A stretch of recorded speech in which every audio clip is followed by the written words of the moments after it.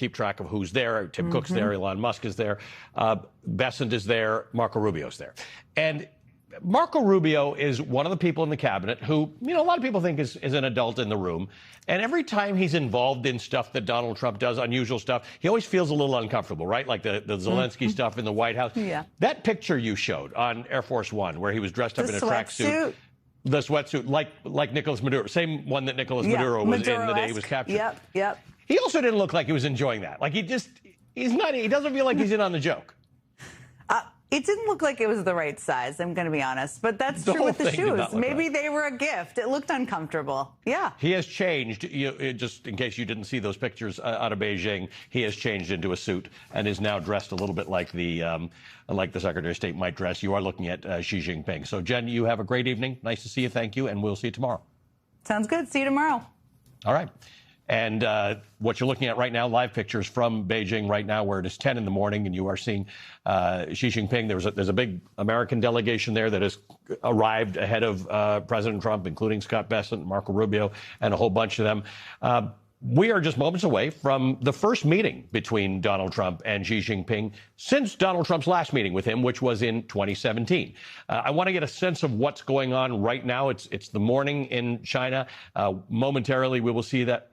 We might be seeing that's the advance in the motorcade right now. That's it right now. So Donald Trump getting ready to pull up. Let's go to Laura Barón Lopez. She's in Beijing right now. Laura, we're going to keep this picture up. What's going on there?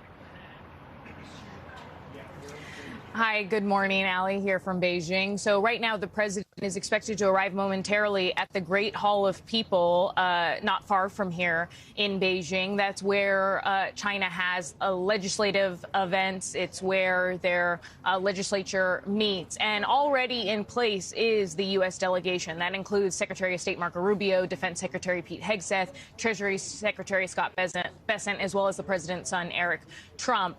And so this is the ceremony, which is typical fashion for China, especially when welcoming President Trump, has a lot of pageantry and ceremony. And then shortly later this hour, the president is going to have an extended bilateral with President Xi Jinping. And what's on the agenda here? Well, what's expected is that there are going to be sales. The president is expecting China to purchase some billions in American soybean products, Boeing airplanes and parts, as well as beef products. But when it comes to what the president is really going to be pushing Xi Jinping on, obviously Iran is looming large here. And so we heard Secretary of State Marco Rubio talk about this a bit with Fox last night. But again, it's something the president has said he's going to bring up. They're going to have a long talk about Iran, namely whether or not China is going to help the U.S. in trying to reopen the Strait of Hormuz. Because as you know, Ali, China, a lot of their oil imports come through the Strait of Hormuz. So that's going to be big. And then another thing is obviously the president brought along more than a dozen U.S. CEOs with him, CEO of NVIDIA, who joined last minute, as well as the Tesla CEO Elon Musk, Apple CEO Tim Cook. And so he's going to be pushing China to try to open up their markets even further to these companies, in the case of NVIDIA, to their chips that are big in the AI boom.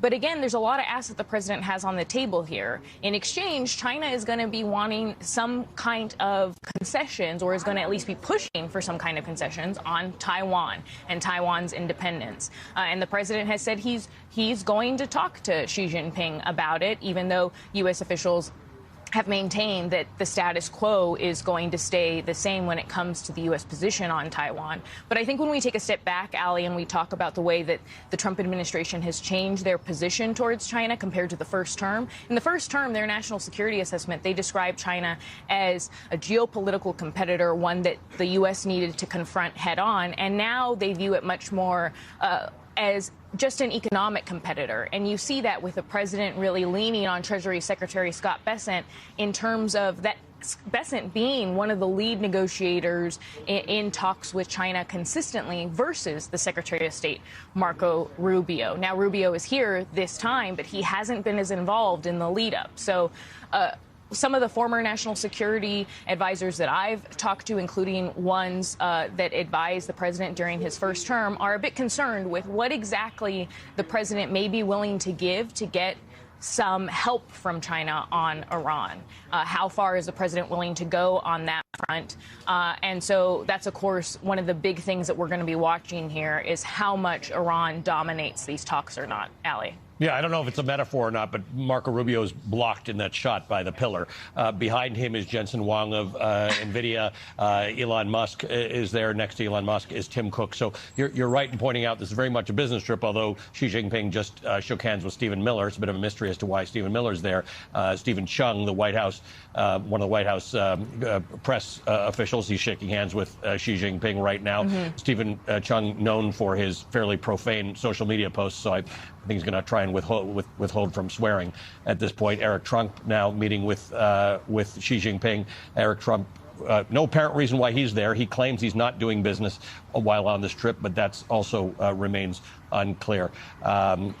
Laura, thank you for this. We'll continue to stay in touch with you as this meeting develops. The two leaders are now heading inside, presumably to begin their bilateral meeting. Laura Barran-Lopez for us in Beijing. We're going to continue to monitor the events in China. We will bring you the meeting between Donald Trump and Xi Jinping when it begins. But first, if you watched this carefully choreographed arrival of Donald Trump and his entourage in Beijing, prior to this part, which was fully militarized, so there's no people there. In the beginning, there were crowds, there was applause, there was a ceremonial welcome on the tarmac when the president's plane landed. Hundreds of children cheering and waving. They were waving American flags and Chinese flags. Trump probably took that as a sign of his strength. King's welcome, basically. But don't be fooled, because this spectacle could literally be the only thing that the Chinese end up giving Trump as this summit unfolds and the crisis of Trump's own making with the war in Iran continues. Donald Trump was supposed to go to Beijing earlier. He delayed the trip from earlier this year because the expectation inside the White House was that by now, Iran would have capitulated. Tehran would have surrendered its nuclear stockpile, reopened the Strait of Hormuz, and handed Trump a major geopolitical victory to showcase on the world stage before he sits down with America's greatest competitor and adversary, China, President Xi Jinping. Spoiler alert, none of that happened. The backdrop to this summit could hardly be worse for Donald Trump. He's mired in a war of his own making, still with no end in sight, as Iran's nuclear stockpile remains unaccounted for, and the Strait of Hormuz, which has never been closed before, remains closed with no plan to reopen it. But there's more. Brand new economic fallout tied to Trump's war and tariffs are having a massive impact on Americans at home. Wholesale inflation, it was a brand new report today, signaled even more pain to come. The Wall Street Journal reports that April price increases lifted the annualized producer price index inflation rate to 6%. That's the highest reading since December of 2022. That follows consumer inflation numbers, which were published on Tuesday, which also emphasized how much higher energy costs are driving prices across the economy. Now, to really understand the economic crisis that Donald Trump has created, I want to give you a quick explanation of the difference between these two inflation measurements. The Consumer Price Index, called CPI, measures what American consumers pay for things like gas, groceries, rent, clothing, sort of a basket of goods. It's basically inflation from a consumer perspective. The Producer Price Index, PPI, is wholesale inflation. It measures what businesses are paying before products ever reach consumers, things like raw materials, shipping, wholesale goods. So CPI tells you what inflation looks like at the checkout counter. Yesterday, we got news that that figure rose 3.8% last month compared to the same time a year before. 3.8% is the fastest rate that the CPI has increased since May of 2023. As for PPI, the wholesale inflation, the producer price index that we saw the number for today, the 6%, that's an early warning sign of where consumer prices might be headed next, because in most cases, a business has to pass those increases over to its consumers. Some companies can afford not to. Most companies can't. Trump repeatedly downplays inflation risks for Americans and the toll that higher prices have had on their finances. Just yesterday, Trump said, quote, inflation is short term. This week's inflation report shows that's not likely true. We are definitely going to see more to come because of those wholesale inflation numbers. Even the folks at Fox couldn't deny the economic reality. Food prices, grocery prices, core inflation, those numbers are up. We are now deeper in the red. Markets do not like what they're seeing. This is pretty devastating, actually. Even Fox gets the economic reality. But Donald Trump clearly doesn't because of something he said yesterday. We talked about this last night. It's shocking even by Trump standards. He's invented this false binary that we either stop Iran from getting a nuclear weapon with which it can strike America, or the economy takes a beating. And so answering a question about negotiations with Iran and repeating the BS that a nuclear Iran was on the line, the president of the United States said this. When you're negotiating with Iran, Mr. President, to what extent are Americans' financial situations motivating you to make a deal? Not even a little bit. The only thing that matters when I'm talking about Iran, they can't have a nuclear weapon. I don't think about Americans' financial situation. I don't think about Americans' financial situation. New CNN polling shows that Americans feel abandoned by a president who promised to lower costs and improve their lives. You don't see numbers like this. 70% of Americans disapprove of Donald Trump's handling of the economy. This is a benchmark that has never crossed 50%, even in Donald Trump's first term, even during the pandemic. 77% of Americans, including a majority of Republicans, say that Trump's policies have driven up the cost of living in their own community. 69% of Americans believe the United States will be headed into a recession within the next year. We have a president who said on camera yesterday that he doesn't care about Americans' financial situation. Voters can hear him. In an interview with my colleague Alex Tabbitt, one voter said this about Donald Trump's statement. When he says that he doesn't think about Americans' financial situations, what is your reaction to that specifically? I think that's a true statement. Because, of course, he's not thinking about us at all. So, yeah. So that's my feeling. What do you think he's thinking about instead? Excuse me? What is he thinking about instead? He's only thinking about his own power, not us at all. He's only thinking about his own power, not us at all. That's the reality overshadowing this summit tonight, this very, very important summit tonight in Beijing. Two global leaders projecting dominance and control. But for Trump, here's the reality underneath it all. A costly war with no endgame, rising inflation that economists warn could get even worse, and a growing sense among many Americans that the sacrifices being demanded of them are disconnected from the problems that Donald Trump actually promised to solve and got elected to solve. Tonight, Donald Trump wants this summit to look like a demonstration of his strength, but the question hanging over all of it is whether Americans watching back home see strength or they simply see a president increasingly trapped inside the crisis he created and only thinking about himself. Joining us now is the Democratic Congresswoman Madeleine Dean of Pennsylvania. She's a member of the Foreign Affairs and Appropriations Committee. Congresswoman, thank you for joining us.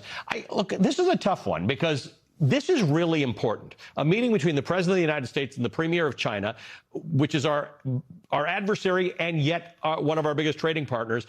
There are really important agenda items to discuss, and Donald Trump is going in with his tail between his legs. It is really important. And I have to tell you, you know this about me. I don't like saying that a president overseas on such an important summit is in such a weakened position, but that is the truth. That customer at the gas station right there got it right. The president was telling the truth when he said, I don't think about Americans' financial situation at all. I don't think about anybody, was the next thing he said. Unfortunately, here we are with the president with this important summit with Xi Jinping. He is weakened with a 70% disapproval rating. I don't know numbers like that. The important issues that we want him to be facing with Xi, with strength, he can't. IP theft, fentanyl precursors coming to the United States, and so many other things. Humanitarian violations by China that we are always fighting. He doesn't have the credibility because of the rubble of what he has done. Here he is at war in Iran. He's trapped. He doesn't know how to get out of it. He's actually over there going to ask Xi Jinping to help him get through the Strait of Hormuz, and to get somehow out of the corner that he is in the war in Iran. So I don't like to report on it, but it is true. The president I agree with you. In a weakened position. I don't like it. I want people to understand that. I would like the president to be successful in this mission. China is an important country. We have to take everything about it seriously. But again, I don't wish to bore people with economics, but they don't need to hear it from me because they pay for their own gas. 3.8% consumer inflation, 6% wholesale inflation. There are probably a handful of companies in America that can say, I'm not passing the 6% off to my consumers. Most businesses can't. In fact, the example in your district, small businesses can't do that. If they pay 6% more for something, the customer's going to have to pay 6% more for something. They have to. Absolutely. In my district, I think you know it fairly well. Very well, Gas is at $4.69, $4.79. I whipped in the other day because I found $4.59. But I'm talking to colleagues here in D.C. We're in session now in D.C. People are paying $6 a gallon, $7 a gallon and more. The American people are feeling it. The president does not care. The other sad thing is I was thinking about the contrast between Xi and Trump. Xi, as you know, is high on the idea that the West is in decline and the East is rising. I don't buy that, but that is something that he is quite high on. The president, unfortunately, looks at the very short term. Xi looks at the very long term. In terms of Taiwan, very importantly, what are we doing with Taiwan? We have the president has signed and approved $11 billion worth of weapons sales to the island of Taiwan for its important defense, and we want to be a partner in that. And yet we know that the next $14 billion hangs in the balance, and Xi is going to play with that. The president also knows that he is in a corner with Iran. And so for the president, knowing that our own economy in America is in such a precarious place, prices on everything up, Xi can see that and see the weakness of this president.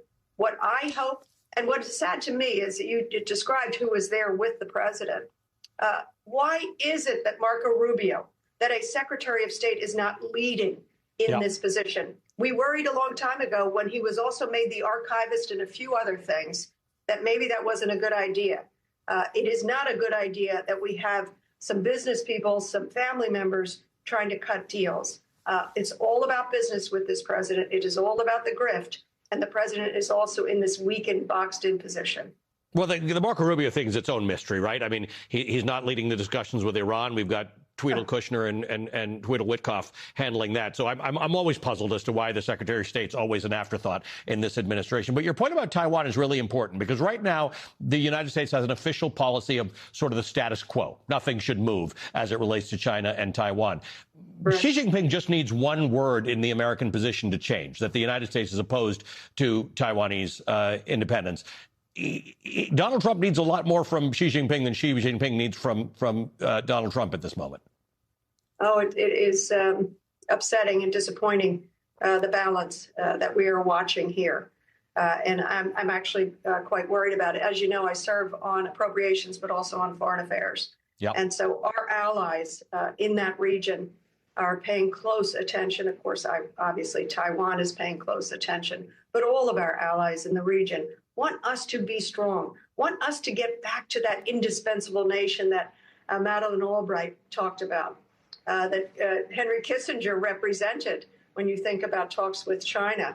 But obviously, we are in a different position right now. I hope we get out without as much difficulty as we can, but I am very worried about what happens in Iran. If we need Xi to help us get out of a self-inflicted war in Iran, where we have lost service members, 13 service members, where more than 100 school children are dead, thousands of civilians are dead. And of course, the rubble that this administration leaves behind in its wake is a serious problem. I don't want to be beholden to Xi to get us out of a war of President Trump's making. That we didn't need to be in. I completely agree with you. Congresswoman, nice to see you. Thank you for being with us tonight. Pennsylvania Congresswoman Madeleine Dean. She's a member of the Foreign Affairs Committee. You're looking at pictures out of Beijing where it's 10:19 in the morning. Donald Trump and Xi Jinping, the premier of China, have begun discussions. This is a high-stakes meeting amid as the Congresswoman said, a very unpopular war that Donald Trump is desperate to end and that has isolated America from its allies and weakened the U.S. economy and in some cases, the global economy. How's this all going to play out? Bobby Ghosh and Justin Wolfers join me after the break. In Beijing, let's take a look. This is the room that the officials are in. You see Scott Bessent right there in the center of the room. Marco Rubio is just off to the side. Stephen Miller is in that shot. All those people you saw outside are now in this room. This may be the most consequential foreign policy summit of Donald Trump's entire presidency. But ahead of his arrival, the New York Times editorial board released some sharp criticism in an opinion piece titled, "Trump's China Policy Has Weakened America," calling him out for alienating allies who could help the U.S. with some valid pushback on Beijing.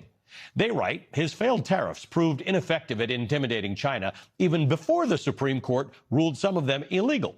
In response, China restricted U.S. access to valuable rare earth metals and learned just how much leverage it has. The Times editorial states that the biggest risk in this summit is that Trump could trade short-term American gains for long-term Chinese advantages. It continues, quote, his war in Iran has hurt the American economy, and he reportedly plans to lobby Mr. Xi to buy more American goods in agriculture and other sectors. In exchange, Mr. Xi wants weaker American support for Taiwan and even more access to American semiconductors. Either of these exchanges would be a bad deal for the United States, end quote. Ryan Hess, the director of the China Center at the Brookings Institution, wrote this in The Atlantic, quote, China's leaders and their advisors often describe America as declining but dangerous, a late-stage power prone to bursts of aggression in the hopes of arresting its slide. China's restraint should not be seen as a sign of weakness. Instead, the country is biding its time, positioning itself as the ready choice to fill a leadership vacuum when the United States flames out. End quote. Wow, what a sentence. Positioning itself as the ready choice to fill a leadership vacuum when the United States flames out. What an assessment.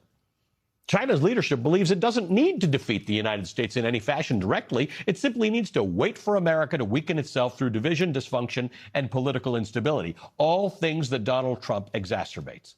And with the future of the global balance of power on thin ice, there are growing concerns tonight about how the Trump administration is treating the summit itself, and whether Donald Trump and his family are using the summit to advance their own personal business interests. You saw this in the picture.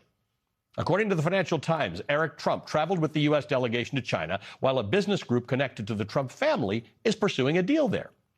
A spokesperson for Eric Trump has said that he will not participate in any discussions or meetings related to any business entity. I'm sorry, I'm having trouble delivering that with a straight face. But it gets to a larger issue surrounding Donald Trump. Where exactly does American foreign policy end and the Trump family business begin? And does Donald Trump only view American foreign policy in terms of how it serves the Trump family's bottom line? Questions that are all the more chilling when dealing with the United States' #1 geopolitical rival, China. Joining us now is Bobby Ghosh, a geopolitics analyst. He's the author of Ghosh World Substack. Justin Wolfer is also with me. He's a professor of economics and public policy at the University of Michigan. He's the founder of Platypus Economics, named after the said platypus, and he teaching economics to the broader public on Substack and YouTube. Welcome, guys. Good to see you both. Justin, I'm sorry, you've been spending a lot of time with me today. We spent a whole lot of time on a show together. We're looking at these pictures. You brought up an interesting point earlier, why this is different from our historical geopolitical foes, and that is during the Cold War, we didn't do anything with the countries behind the Iron Curtain. We did not trade with them. We did not have exchange with them like this. We buy everything from China. We are dependent on China. We are codependent with China. So this is a very complicated setup. Yeah, absolutely. Mate, by the way, just reflecting on my own personal life, codependence isn't all that bad. I'm codependent on the missus, and we get along pretty well together. Good point. You know, look, I'm an economist, and so Bobby's going to give you more of the geopolitics. But I don't like the idea even of calling China an adversary. The Chinese people are wonderful people. Our economies are deeply intertwined. We do a lot of stuff that helps them. They do a lot of stuff that helps us. All of this occurs through the rivalry, you know, through the lens of sort of great power rivalry, and honestly, sometimes just the president wanting to push America's problems out to others. But there's a great deal that the United States gains from our work with China and vice versa. So, Bobby, help us with this, because I wonder when you go out in the street and you ask 10 people how to describe China. Are they an adversary? Are they a rival? Are they a competitor? Are they how should we be thinking about this? Because this is a very important meeting between two great powers. I think Justin is exactly right. The trouble is that American politicians don't talk like that. They don't tell when they're speaking to their constituents. When the president of the United States speaks from his bully pulpit, he's not saying that we have. Bobby, hang on a second. Hang on a second. Let's just listen to the president. I'll come back to you in a second. Donald Trump speaking. I would call you, and you would call me. Whenever we had a problem, people don't know. Whenever we had a problem, we worked that out very quickly, and we're going to have a fantastic future together. Such respect for China, the job you've done. You're a great leader. I say it to everybody. You're a great leader. Sometimes people don't like me saying it, but I say it anyway because it's true. I only say the truth. And I just want to say on behalf of all of the great delegation that we have the greatest businessmen, the biggest, I guess the best in the world. We have amazing people, and they're all with me. Every single one of them. We asked the top 30 in the world, every single one of them said yes. And I didn't want the second or the third in the company. I wanted only the top. And they're here today to pay respects to you and to China. And they look forward to trade and doing business. And it's going to be totally reciprocal on our behalf. So I really look very much forward to our discussion. It's a big discussion. There are those that say this is maybe the biggest summit ever. They can never remember anything like it. I can say in the United States, people aren't talking about anything else. But it's an honor to be with you. It's an honor to be your friend. And the relationship between China and the USA is going to be better than ever before. Thank you very much. Thank you. Thank you, Press. Thank you, Press. Thank you, Press. All right, Bobby, that was interesting. Not exactly the same conversation he had with, for instance, Volodymyr Zelensky in the White House. This is interesting because this is a president who came into office and literally one of the first thing he did was impose some of the biggest tariffs ever on China. Now, to Justin's point, those things are separate. You can have friends and have tariffs on them, too. But Donald Trump has set a tone here that is not necessarily how he talks about China in the United States. No, he's playing the flattery card, which is one of his go-tos. He does this from time to time when he thinks he can get something from it. We've seen nothing from Xi Jinping throughout his long career to suggest that flattery works with him. He tends to be much more cold-eyed in his geopolitical calculations.